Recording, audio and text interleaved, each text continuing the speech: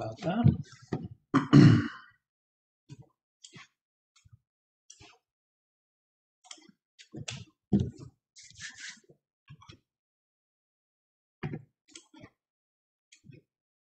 I think the last Code Connect meeting, we got some people that came in a little after we'd started, I think. That's true. Yeah, that sounds good. We can wait another 3 minutes or so here and see who trickles in. Yeah, I know folks are probably landing back home from after work errands or whatever. Yeah. Any other big meetings going on in town tonight that you know of? Not that's on my radar. Yeah, There's a dance party at the Rialto later, but not a conflict of timing. Yeah. Good. You're going to that one, Danny? Yeah, it should be a good time. It's hosted by a new community organization in town that has been doing an awesome job of building community, especially in the queer community. So cool. Should be good. Take some brochures with you. There we go. Well done.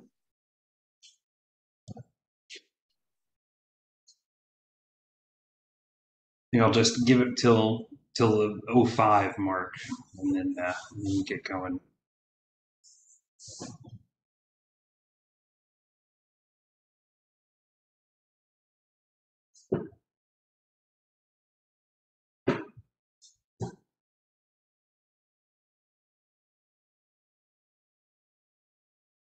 Wow, that 5 minutes went faster than I thought. Must have said that at 04 and 59 seconds. All right, well, I suppose let's go ahead and jump right in. Thank you for joining us, everyone on the call right now, and anybody who watches the recording on Engage Bozeman as well. We are here to present I believe it's our 4th Code Connect meeting. We're part of the team working with the City of Bozeman to update the development code.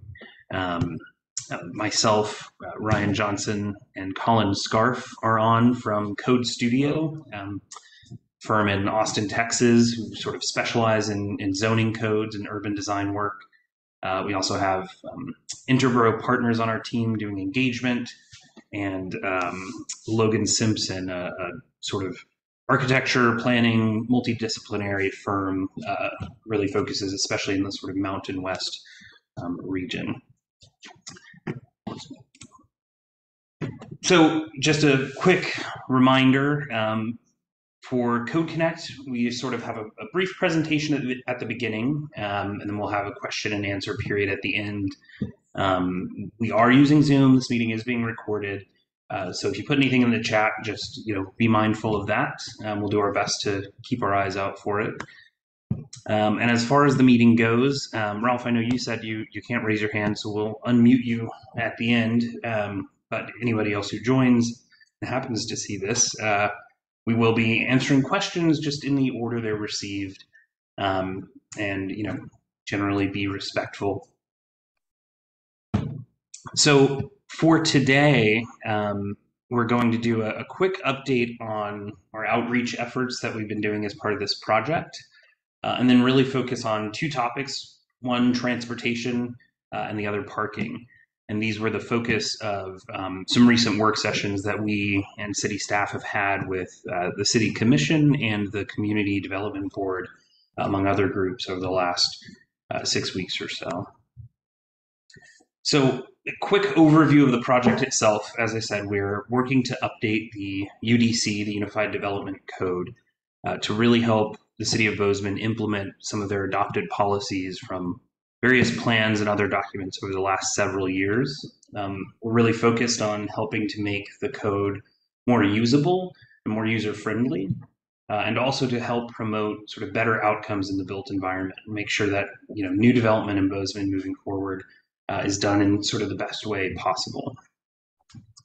The project overall, we started this process last summer in I think June or July of last year. We've had a series of sort of meetings with stakeholder groups, members of the public. We've been conducting research and talking to a lot of people throughout this time. And as you see here in gray, we've had 6 now work sessions with the City Commission on various topics, including, as I said, on transportation and parking, as well as meetings with the Community Development Board, other advisory boards, and other key groups throughout the city. We really hope to have a sort of draft of this updated code ready this summer by July, where we can move into that public review and adoption process through the end of the year. Most of our information is sort of about the project is channeled through Engage Bozeman, a web address there at the bottom. We've got a page there updated regularly with engagement opportunities, events like this, Code Connect, other public meetings, as well as periodic updates about the progress of our work as well. So be sure to check there often. Some of those recent activities that we've conducted include our last Code Connect number 3, where we discussed commercial districts and metrics and zone edge transitions. That was about a month ago now, a little over. We, the very next day, met with the Inter-Neighborhood Council as well to sort of talk about our project more generally. And we've had appearances at the Bozeman Public School Health Fair just last week. And we also have all of our sort of engagement activities online on Engage Bozeman. And we've added a new set of these brochures to our page. A variety of topics on different zoning districts, electric car parking, low impact development, climate change. And we have a few more in the works on parking, sort of focus of tonight's session. We will be collecting feedback on those until the end of May. So if you see this, make sure you get your comments in by May 31st to make sure that we're able to read them and think about them in time before we get too far into the drafting process.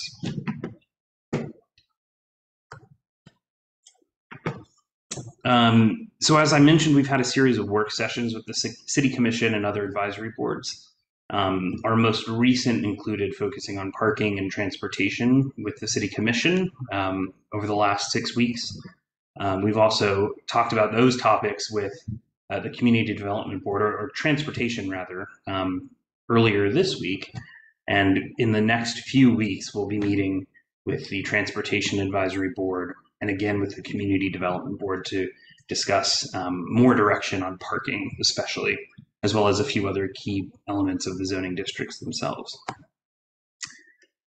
So sort of getting into the meat of today's session, we wanted to give a little bit of a taste of the presentation that we gave to City Commission when we met with them in late February to talk about parking, and really sort of set the stage with some of the information we shared and where our thinking has stemmed from. And so when we review, these are excerpts from the Bozeman Community Plan.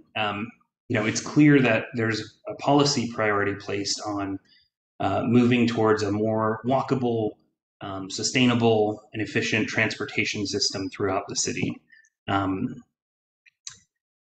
We also saw that recent policy changes to things like parking have reduced some of those requirements in the residential districts. I believe this was adopted last October, so about 6 months ago now. Looking at taking down some of the previously higher parking requirements on a per unit basis and reducing and simplifying those numbers, as was the sort of adopted policy goals of those plans we mentioned. For affordable housing, recent changes have in some cases for strictly affordable projects removed that parking requirement for vehicles. And looking through some of these adopted policies, it's clear, and the actions the city has taken, it's clear that there are more options now than ever before to get around Bozeman in ways that don't rely on just driving a car, whether that's transit or biking or walking or sharing rides. Those sort of options are increasing over time. On the flip side, using a car is expensive, and for a lot of homes, it can be a really challenging prospect to buy and maintain a car. This graphic was sort of adapted from the AAA, shows one example of a mid-priced car and what it can actually cost over the lifetime of that vehicle to own and operate and maintain that car. $10,000 a year, that's pretty significant in many household budgets. Things like e-bikes are becoming increasingly popular and increasingly used for transportation. This shows predicted market growth for e-bikes going up. And other sort of micro-mobility is really actually starting to take hold, not just across the country, but in Bozeman specifically. And this slide shows data taken from the scooter share program that operates in Bozeman from 2022. It's, I believe, kind of spring to early fall, April to November. Nearly 100,000 rides, replacing 40,000 miles that might have been driven in a car otherwise.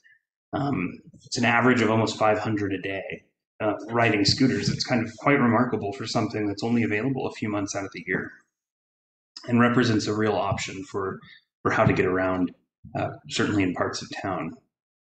On a similar front, things like work from home are increasing, obviously across the country and post-COVID. But as you see on the green line here, those percentage of people working from home has actually increased more in Bozeman than across the state or across the country. So it's really sort of a big change that's happening in town. So with all of that in mind, we went to the City Commission really with these three questions. City staff presented to the City Commission and said, how should we go about regulating level of service? And that refers to how many vehicles are able to move through a certain intersection at a certain time. Currently, that metric is set to the level C, which we'll define in just a second. Staff is recommending maybe changing that, maybe looking at a different time frame over which those requirements are put in place and enforced. Another question was regarding traffic impact studies, which new developments sometimes have to perform to mitigate and understand how they impact the traffic system. When and where should those be required? And what should they include when they are required? Currently, they only study car traffic driving. Should they look at other modes? Should they look at different types of streets and different intersections? So to dive in a little deeper, this chart shows what level of service really means. That there's letter grades that basically rank how long the average car sits at an intersection waiting to get through, and whether that's at a traffic light or a stop sign or other sign-controlled intersection. And so you can see there are, as delay gets longer, the level of service is said to go down. And generally, F is bad. Anything over 80 seconds at a light, 50 seconds at a stop sign. For reference, the typical phase that a signal light takes is about between 60 to 90 seconds. So level of service C can be quite difficult to achieve. Asking those questions, City Commission was supportive, especially for the first question, across the board. Yes, let's look at these alternatives as our city becomes more multimodal. Thinking about traffic impact studies, this is a little more background info. They do look at the impacts that development has, but they can sometimes cover perhaps too wide an area.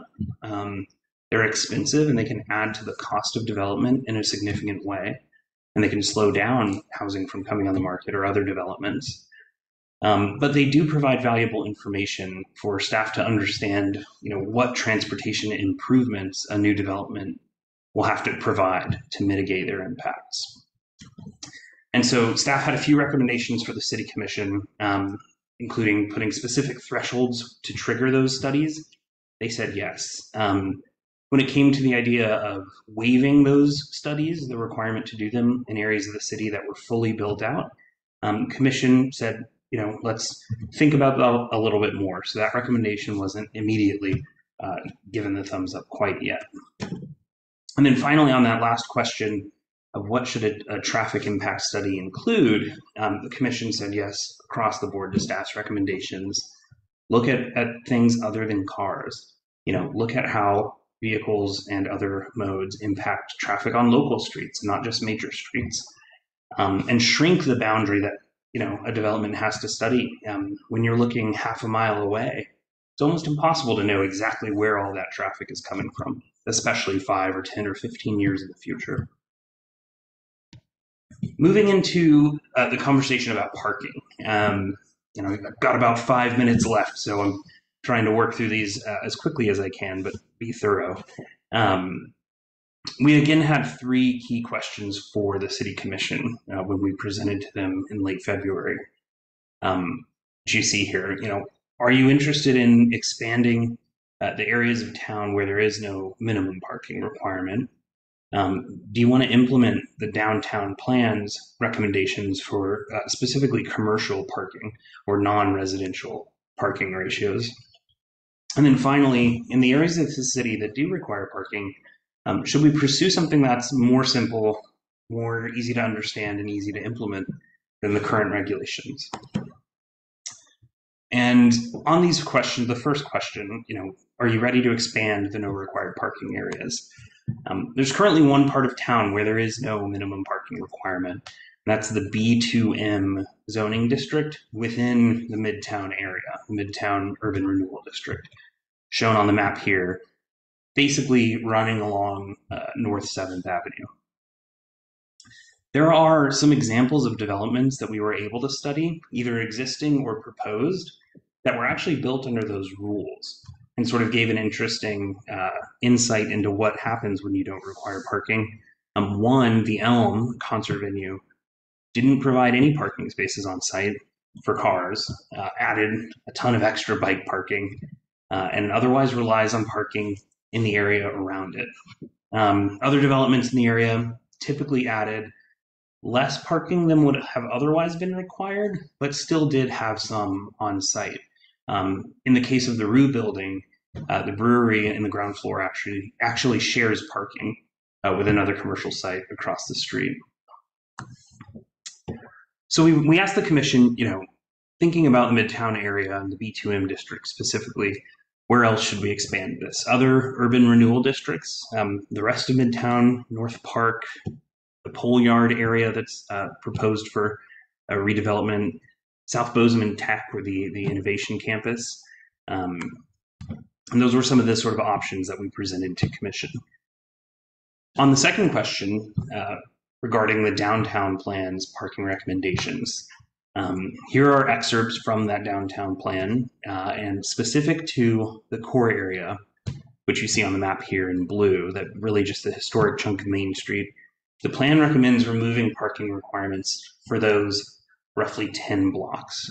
And everywhere else in the downtown core, B3 zoning district, the larger sort of central business area, recommended going to a really consolidated, simplified set of ratios that you see in the yellow box. 1 per 1,000 square feet for commercial, and then a slightly different number for hotels.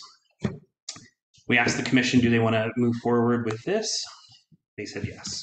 And finally, on the third question, what do we do everywhere else where we do still have parking requirements, this sort of standard parking requirements? Which you see here, it's a huge table, dozens of rows. They have different ways of measuring parking, different things that trigger parking, square footage, units, people, golf tees, all sorts of different metrics in the current code. But in the B2M district, it's currently a little different. It's simpler. It's all based on either units or square footage. And instead of looking at individual uses, restaurant versus bar versus golf course, we're really looking at bigger categories of uses. Is it commercial? Is it residential? Is it arts or entertainment? And so, again, we asked the commission about these 3 questions, and across the board, they generally said yes. In some cases, we wanted to get a little bit more clarity, and that's why we're hoping to speak to folks tonight, as well as the Community Development Board and other advisory boards over the next few weeks to dig a little bit more into those questions. So really, tonight we were hoping to discuss and get a little bit of feedback generally on what we've presented and the information we've shared but specifically, what it is that commission left a little bit less clear direction on. What areas should we consider? What other areas should we consider removing minimum parking requirements? And generally, what do you think of the direction that was provided? So I know I went through those pretty quick. I wanted to leave lots of time for discussion. Hopefully we have lots of questions, and thank you for coming. We got our sort of rules for Zoom. As a quick reminder, please make space for anyone on the call and limit it to one at a time until we've all had a chance to ask. So with that, I'll go back to our prompts here and turn it over to the listeners. Thank you. Thanks, Ryan. I'm noticing that Ralph dropped off, and I'm hoping that he's getting some help and logging back on, because I'm sure that he has some questions for us. But yeah, we'll just leave this space open. I see Marty in the audience there. Welcome, Marty. Yeah, if you've got any questions, Marty, feel free to come off mute.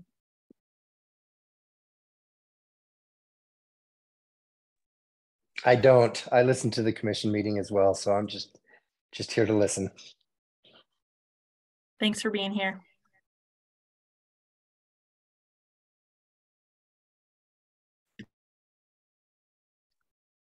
Well, yeah, hoping that Ralph is able to jump back on here. Maybe we'll give him a few minutes. Yeah, sounds good. I think our presentation portion, the last few meetings, went a little bit longer than this 20 minutes or so. So it could always be that folks were doing something else and just haven't had a chance to join yet as well. So I'm happy to hang out for a few minutes and see where we are. Great. Yeah, I'll just plug the Engage Bozeman site here as well. For folks who have sort of general questions or feedback about this project, there's a space on Engage Bozeman to leave your comments and questions for the project team and staff. And as always, we will post the recording of this session on Engage Bozeman. As well as these slides that we shared. Yep, that's right. So all the information that folks had the opportunity to hear tonight will be available after the fact. Yeah, and as Marty mentioned, we did give a sort of expanded version of this presentation to the City Commission. The recording of that session is linked on Engage Bozeman, and the slides that we presented then, which have a little bit more information than we showed tonight, are also available on that page for viewing.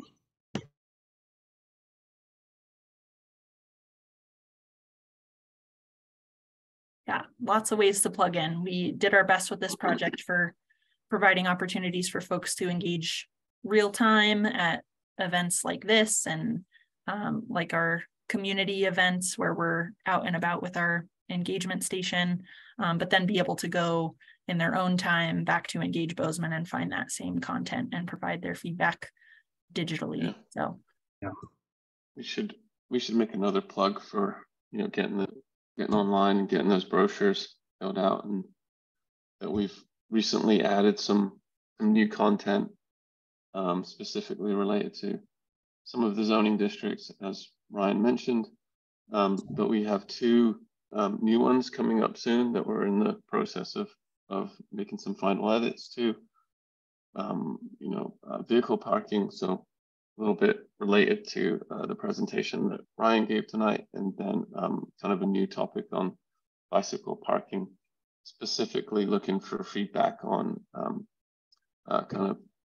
whether the city should have a long-term bike parking requirement as well. The city currently has a short-term requirement, but we're just looking for input on whether it makes sense to have both short-term and long-term bike parking as well. Yeah, and get those filled out and get them back to us before the end of May would be excellent. Yeah, and we still have all the previous brochures if you have looked at these before, or if you have not, on a variety of topics that aren't shown on this page as well. So do be sure to check this out before the end of March, or before the end of May, excuse me, and leave any information that you care to share. Ryan and Colin, I'm wondering if y'all have just like a really brief update on what's next for this project, like how the code drafting process is going and sort of what we anticipate over the next few months. Yeah, if you want to flick to that little timeline, Ryan, we are in the middle of drafting right now. So we're working on kind of all of the district recommendations and direction that was given to us by the City Commission. We're working on draft material associated with that. We're also working on draft material that's related to transitions, so zone edge transitions, working on that. We are going to be working kind of internally with staff till the end of June, end of July. What is it, Ryan? I think it might be the middle of July now. It might have been the second week of July. If I remember. we will be working back and forth internally on staff kind of, I think, till the end of July. And then it's that point that we will be releasing drafts publicly with the hope of getting this material adopted by the end of the year. I would have to defer to somebody at the city to help someone understand how that process might move forward at the end of July, between the end of July and the kind of end of the year.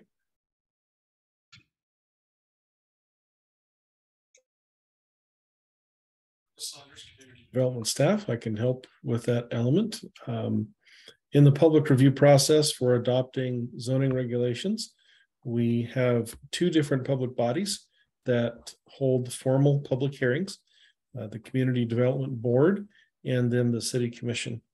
In both cases, there's public notices that are published, and we're certainly going to share that information broadly with the public. And there will be copies of the draft document posted through engage.bozeman.net so that folks can see all of the changes in the text and the maps and everything else that comes along with this set of amendments. So be glad to hear from folks. And one other element which we're keeping a close eye on is some changes that are happening in the requirements from the state. There's a number of bills which are passing through, and we will be watching to see what changes we may need to make in order to adapt to those changes from the state legislature. And I think we hope to get back out to the general public with some version of the intercept activities that we've been doing over the last several months. I think we would like to kind of reverse that process. So we've been taking a lot of input and listening to folks. I think we would like to kind of reverse that and go out to talk to folks about the code language itself to help them kind of understand it and digest it and provide input with some of the actual code changes themselves. So we'll be hopefully doing some of that stuff in the fall, late summer, fall. Yeah, there have been a lot of moving parts with this project, and yeah, I'm excited to see, the process has been to get this broad direction from City Commission, and then to get input from folks in these Code Connect sessions, as well as those intercept activities out in the community and through our pamphlets, to really hone in those recommendations that'll influence the updated code language.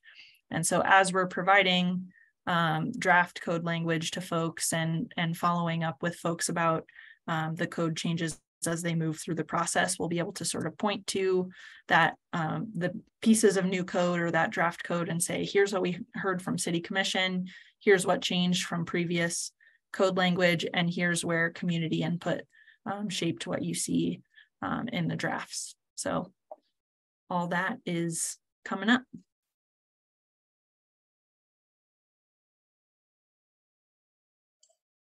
Looks like Ralph is rejoining. Oh, good timing. Yay, welcome back, Ralph. We were just given some broad updates on the engagement process for this project, but we'll turn it over to you if you have some questions and are ready to share those. Give me 1 second and we'll unmute you. I think, Ryan, that might be a host message. Can you do that, Ryan? Let me see. Ask to unmute. Looks like I can ask. I can send a notification to unmute. I don't know if I can actually unmute. Uh-oh. Wow. Ralph, do you have some help in the room that might be able to unmute you?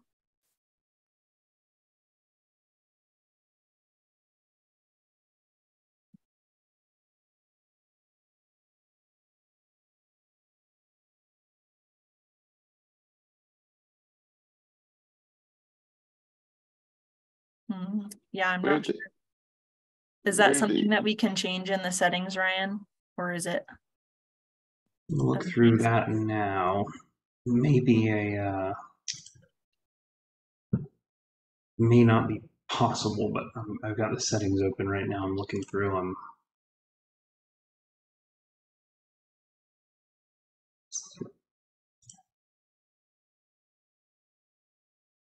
Ralph, if you've got shortcuts set up on your keyboard, you might also be able to press the space bar to unmute.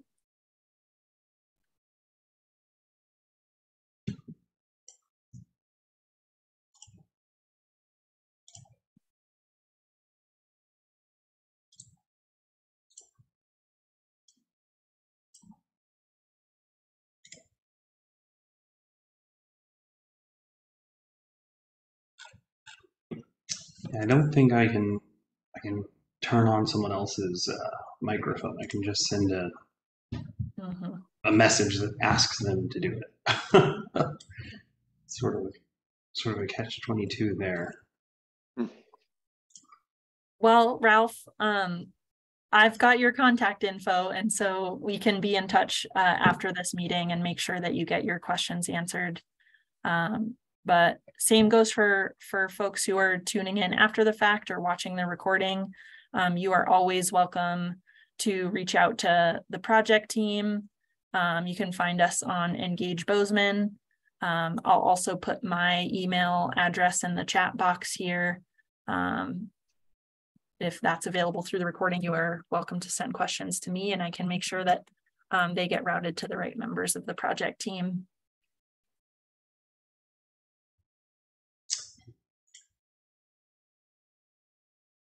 I see that in the chat. And, I will also say we regularly check any messages received through the project website, engage.bozeman.net/UDC. I'll put it up on the screen again. And so any questions we get through there, we'll respond to as well. And if for some reason we don't see them, Danny will be able to get them over to the project team.